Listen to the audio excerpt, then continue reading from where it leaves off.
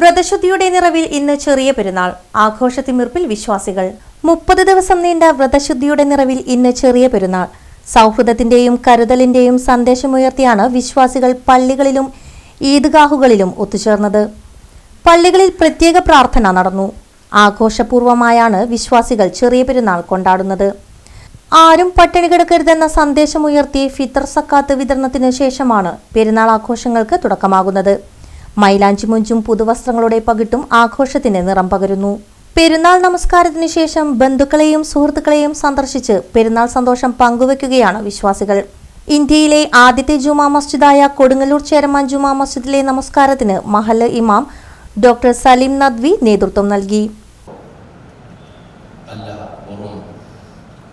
ജലരേഖകളായി മാറും എന്ന ഭയം. അപ്പോൾ അതുകൊണ്ട് തന്നെ പെരുന്നാളിൻ്റെ നിമിഷങ്ങളിൽ അവർ പ്രാർത്ഥന നിരതരായിരിക്കും. പ്രാർത്ഥനാ നിർഭരമായ പെരുന്നാളാണ് നമ്മുടെ പെരുന്നാൾ. അതിരുവിട്ട ആഘോഷങ്ങളുടേതല്ല. അങ്ങനെയായിരുന്നു പൂർവികന്മാർ ആഘോഷിച്ചിരുന്നത്. അങ്ങനെ അതിരുവിട്ട ആഘോഷങ്ങൾ നടത്താൻ മാത്രം എന്തുണ്ട് നമ്മുടെ കയ്യിൽ? ഒന്നുമില്ല. നാം വിനീതദാസരായി, അള്ളാഹുവിൻ്റെ അടിമകളായി, പശ്ചാത്താപ മനസ്സുള്ളവരായി, അള്ളാഹുവിലേക്ക് ഖേദിച്ചു മടങ്ങുന്നവരായി ഈ പെരുന്നാൾ ദിനത്തിൽ ഒരു പുതിയ മനുഷ്യൻ, ഓരോരുത്തരും പുതിയ മനുഷ്യരായി രൂപമെടുക്കുകയാണ്.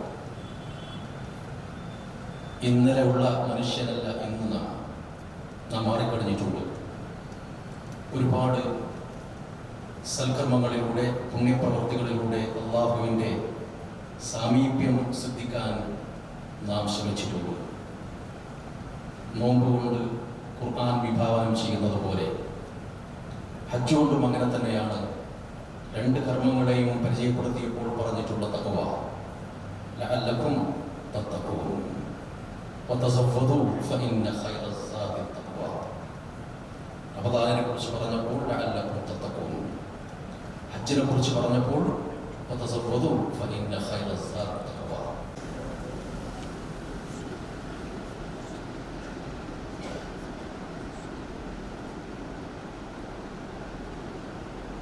سمع الله لمن حمده. الله أكبر.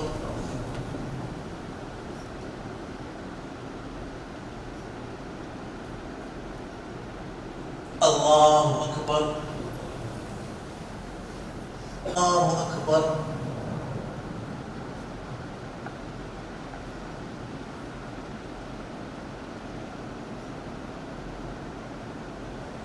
الله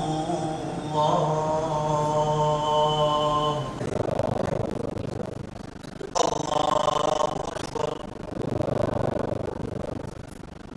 بسم الله الرحمن الرحيم. الحمد لله رب العالمين الرحمن الرحيم مالك يوم الدين إياك نعبد وإياك نستعين الرحيم. هل أتاك حديث الغاشية وجوه يومئذ خاشعة عاملة ناصبة تصلى نارا حامية.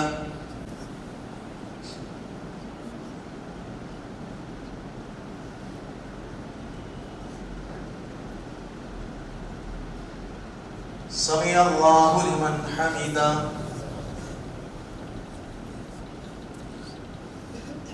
الله أكبر.